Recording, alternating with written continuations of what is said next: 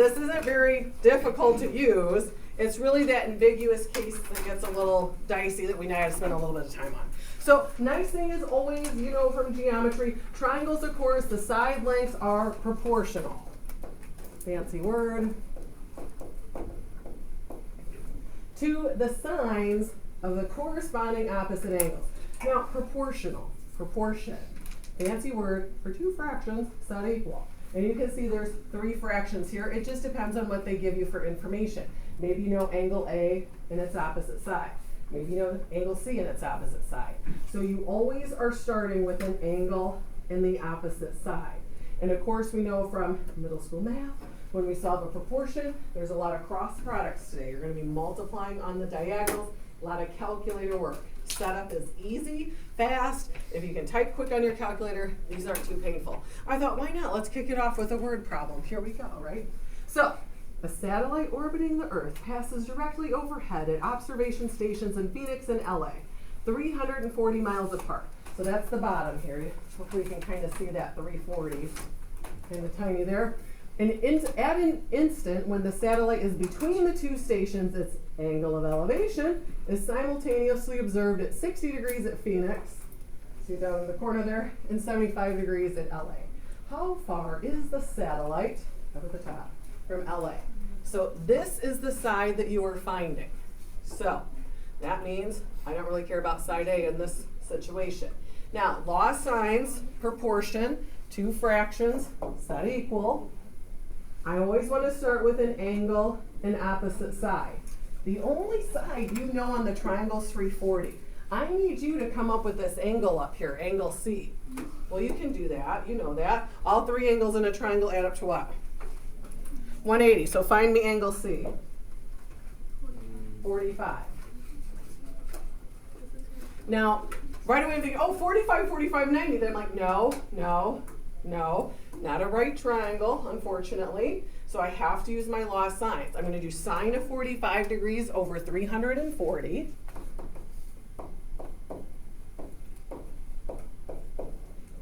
And then I'm trying to find side B. The angle across from side B is the 60. So I'm going to do sine of 60 degrees over side B.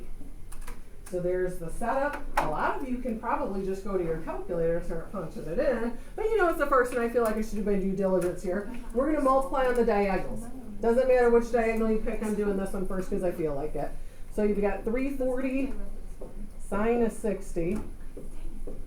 And then my other diagonal, I'm just going to put the B first so it doesn't look like a 6. And of course, to solve for B, you're going to divide off your sine of 45. And I know most of you can probably skip everything I'm writing in red and just type it in your calculator to get to your final answer, which is lovely. Okay, doesn't say what to round to, so clearly I don't care. My rule of thumb is I try to follow the problem, meaning I see they have all whole numbers, so I just rounded to the whole number. If you round to something different, I don't care. All right, Elliot. 416. I like it. And I'm going to throw a label of miles on it. So I'm assuming you've done some of this. Maybe it rings a bell now, of course, to you from honors geometry. Now, thinking about our test coming up this week, just for the record, I'm not going to give you law of sines. I expect you to know the sine of an angle over its opposite side. I think we can keep that straight. Law of cosines, I might be generous and give that to you when we get into it tomorrow. I might be. Okay, solve the triangle. Directions. Solve the triangle. That means I want to know all sides, all angles. I need it all. So first thing I see, well, they give you two angles. I can get you angle B pretty easily, because all three add up to what? 180. So figure out angle B for me. What's 180 minus 45, basically? 135. I'm going to label it in the picture. And I'm just going to put a little note down here.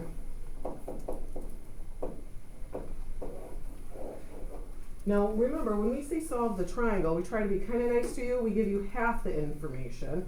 You have to find the other half. Remember, there's 3 sides, 3 angles on a triangle. You should have half of it. I got 1 out of the 3. I got 2 more to go. Now, it doesn't matter, of course, which side we find next. We need A and B. Clearly not a right triangle. SOHCAHTOA is out. I'm going to start with an angle in its opposite side. So I'm going to start sine of 25 degrees over its opposite side, 80.4. Now, we need both A and B. Doesn't matter what you do first. We're going to have to do them both. I'm just going to go alphabetical. So I'm going to do A first. So sine of 20 over its opposite side. Now, like the last one I said, most of you probably don't write anything else. You can just go straight to your calculator, which is fine. We're going to multiply on the diagonal. So 80.4 sine of 20. A times the sine of 25. And then we're going to divide off sine of 25. Now I see they've got C, side C, to 1 decimal place. So I rounded side A to 1 decimal place. But, you know, I'm not real picky on the rounding if it doesn't say. All right, what do you got for side A? Elliot? 65.1. Agreed. That's what you should get. Anybody need me to type that in the calculator? I'm happy to, as you know. All right, so we got 2 pieces of info. We need a third. I need now B. I'm just going to use Pythagorean theorem, right? No. Anybody's heart die a little bit there? Why am I not using Pythagorean theorem? Thank you. Okay, just making sure. Okay, so again, I'm going to keep my left side on this fraction the same. I mean, why reinvent the wheel? You can use any angle on opposite side, though. And now I'm going to switch out the right side to B. So sine of 135 over B.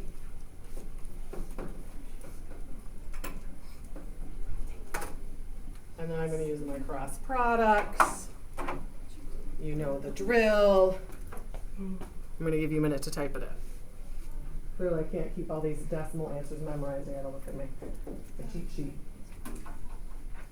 What do we got for side B? 134.5. Agree. And the same thing on your test. You can see I didn't get crazy and write a bunch of work on this one.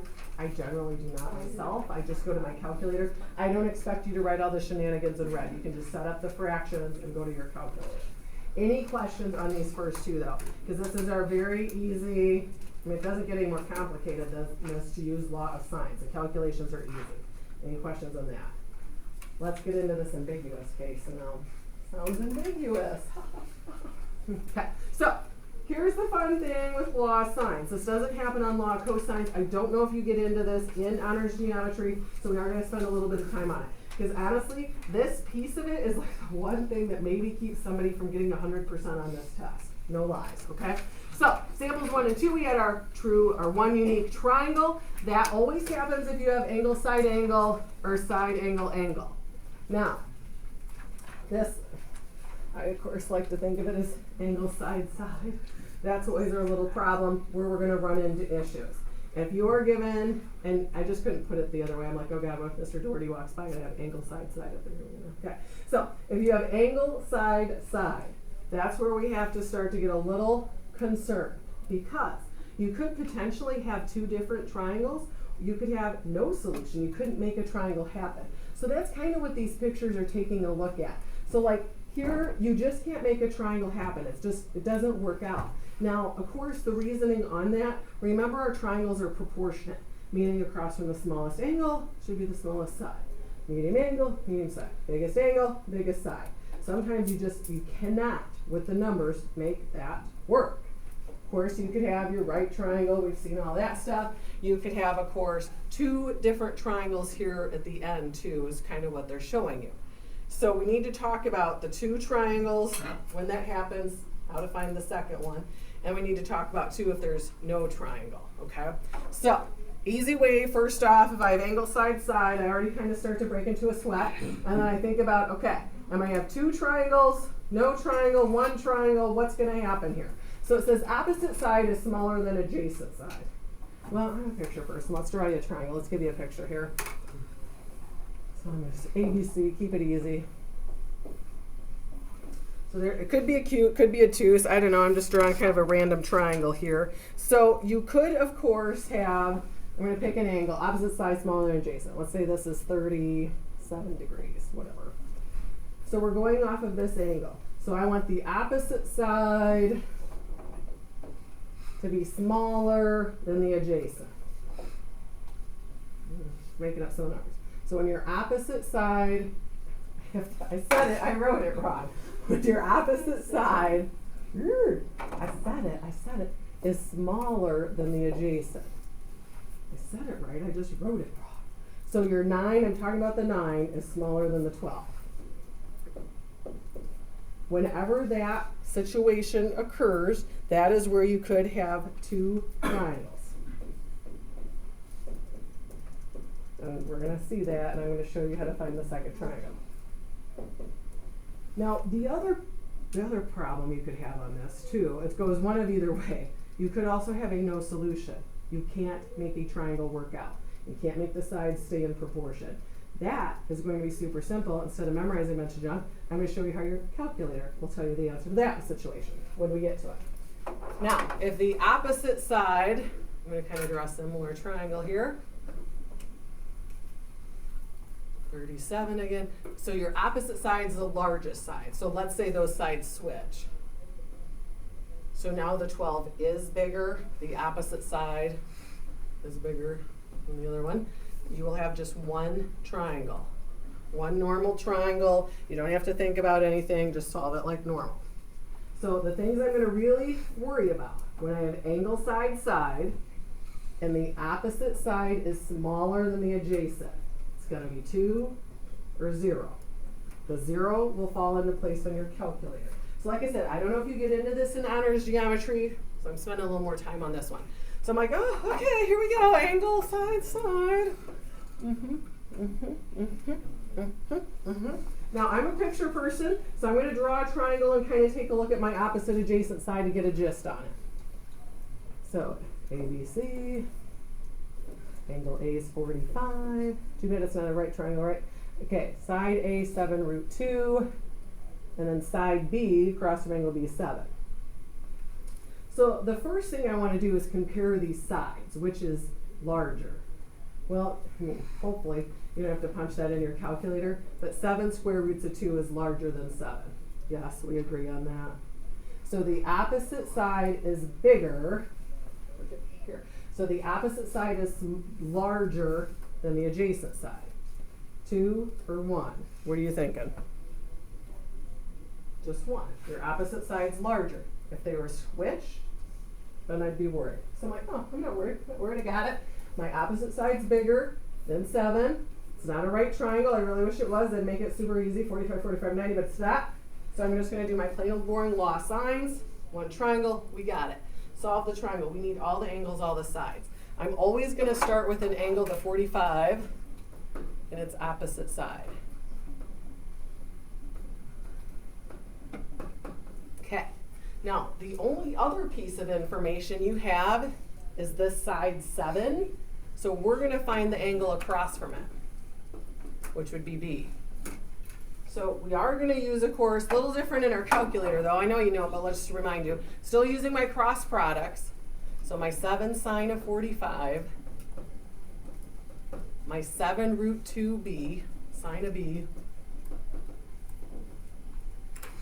Again, I would just go straight to my calculator. We're going to divide off your 7 square roots of 2. That's going to be some gross decimal over there. What do you have to press in your calculator to get an angle measurement? Are you hitting sine or sine inverse? Sine inverse. So make sure you do second sine inverse of whatever that crazo decimal is, okay? Now I see angle A is to the whole unit, so you can give me angle B to the whole unit. If you want to round it to something different, round it to something different. All right, what do you got for angle B? Anybody ready? You want me to punch it in just to make sure we know how to punch it in? Yes. You should get 30 degrees. If you round whatever. Do you need me to type it in?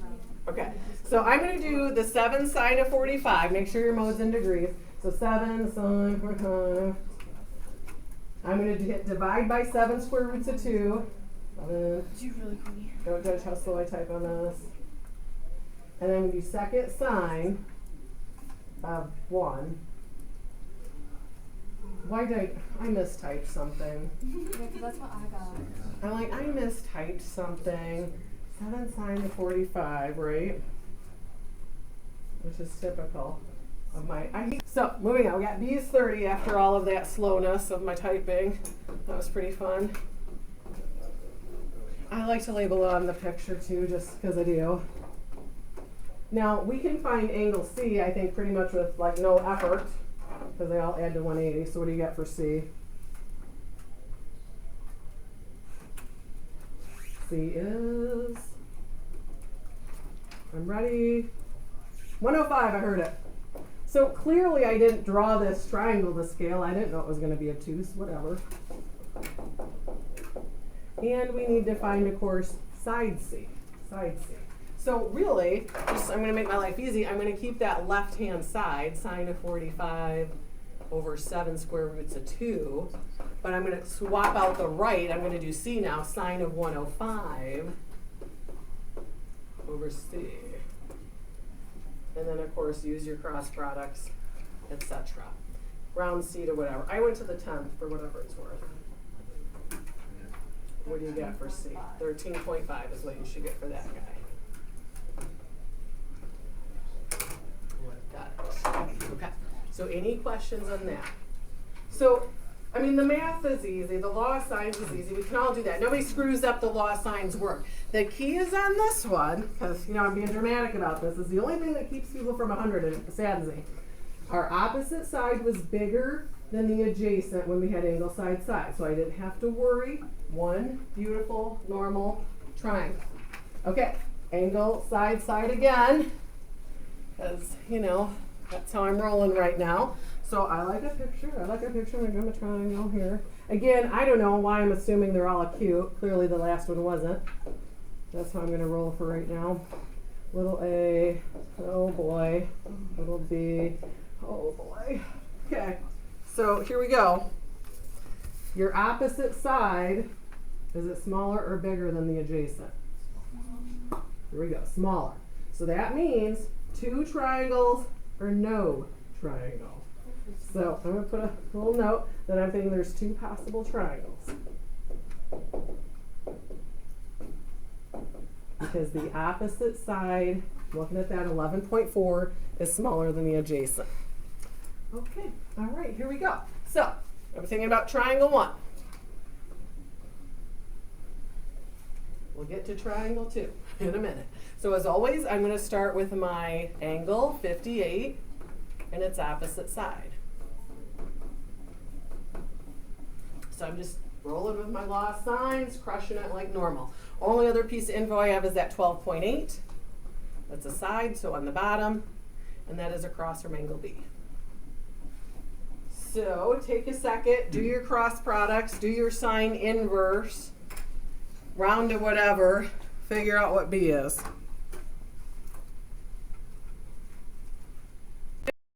I know, I still gotta find angle C. I know I still gotta do side C. I know. But, triangle 2. Let's get into triangle 2 setup. Because here's the deal. The given information in the original problem never ever changes. So A is still 58 degrees, little a is still 11.4, B is still 12.8. Here's what changes though on your second triangle. You have 2 different choices, 2 different angle options for angle B. So you have a new angle B. Now, and this time I don't want to say it's always angle B because it depends on what they give you. You always have 2 options for the first angle you could find. Ours was B. To find the second option, it is, vocab, get ready for it, the supplement. And I'll tell you why in a minute. The supplement of your first angle you could find. What is the supplement of 72? 108. Now, I'm just going to put a little note, supplement. Okay, let's talk about the y. Remember when we were doing like our all student, I'm doing it backwards from you guys, your all students take calculus. We could have the sign of different angles that would maybe turn out to be 1 over 2. They both have positive 1 over 2. If you're 2 quadrants, 1 and 2. and it always works out to be the supplement of it. So to get your second triangle going, it is always the supplement of the first angle you could find. Now, clearly I'm still going here because I need to get angle C. And then using 108, I need to get the C for this one. And then we gotta work on side C. Well, on the first triangle, always the given, never changes. You have 58 and 72. So what's gonna be your third angle if you have 58 and 72? 150. Good work, Owen. Proud of you. Thanks. Always. Now, you've got 58 and 108. So what's the new third angle for C if you have 58 and 108 already? 58, 108.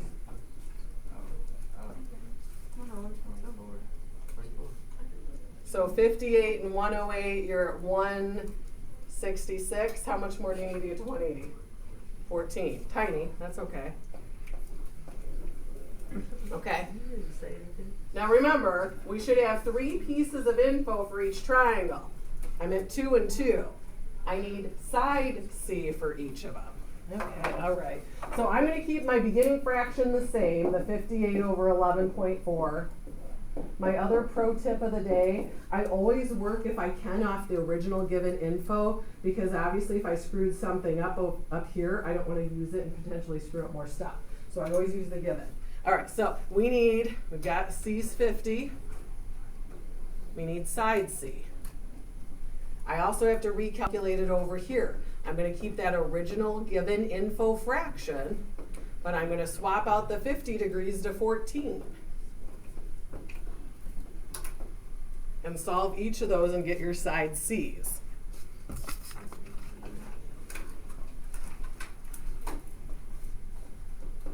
So what is your first triangle side C? I rounded to the 10th, round to whatever. 10.3 you should get.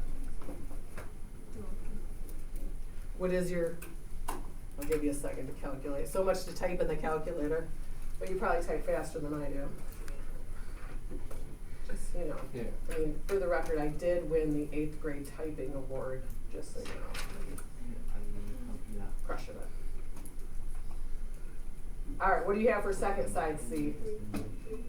3.3, give or take, whatever, I don't care. Got it. So I don't know if you covered this weirdo ambiguous case last year in Honors Geo. The key is angle side side, we worry about it only. Those first 2 problems we did today, it was not angle side side. And if the opposite's smaller than adjacent, I'm thinking 2 triangles. And to get your second triangle, supplement of the first. Okay, and because I love you, angle side side again. So nice to you. So nice. Okay, let's draw the triangle. You want to look at pictures? All right, angle A, little a, B. All right, how's it looking? 2 triangles, 1 triangle. What are we thinking here?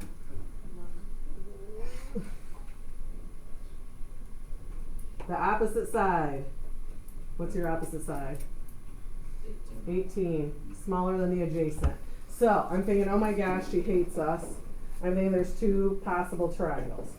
Keyword here, possible.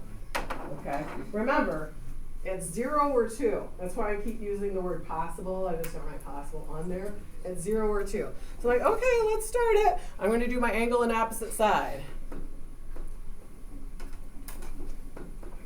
And of course, other given info, we got side 20 and across from that angle B. So I'm going to punch this one in the calculator with you because why not? So I'm going to do my first diagonal, 20 sine of 76 there. 20 sine of 76. Let's clear this out maybe. 20 sine 76. Got it. And then of course I got to divide off the 18. I'm already worried about this right now. Here's why I'm worried right now. Hit second sign of that and what's it tell you? Error. I knew it was going to be an error before I even did that. Because think about sine is comparing opposite over hypotenuse. How are we going to have opposite over hypotenuse being a number over 1? But shouldn't the hypotenuse be bigger? So it should always be a smaller number over a bigger number, which is less than 1. I was like, how's this going to work? This doesn't work. So that's why you get that error message on it, which means there's not 2 triangles, there is no triangle. So your calculator, the error code in your calculator, or when you see your values over 1, hopefully you recognize it when you see the values over 1. You don't have to get to the error code part, but do what you got to do. Your calculator will tell you there's the no solution, okay? All right, enough of the angle side stuff. Let's just do one last kind of funzo geometry style problem, right? Love a geometry here. Here we go. All right, bird is perched on top of a pole. Notice I started to steal digital pictures instead of me drawing stuff. We've witnessed that enough. Okay. On top of a pole on a steep hill, so the bird's way up here at the top. An observer's located at point A, clear down here, on the hill, 110 meters downhill from the base of the pole, so wordy, as shown in the figure. The angle of inclination of the hill, that sounds fancy, is 50 degrees, and the angle in the figure there is 9 degrees. Okay, find the distance from the observer to the bird. That almost kind of makes my head hurt just reading all of that craziness. Now, I don't think, because I'm looking at your copy notes and mine, like, I don't like that it's not in color. I think it's kind of hard to see some of this stuff. So what I'm going to do is I'm just going to kind of like redraw this triangle situation out over here too, just so when I write on it, it's not as messy.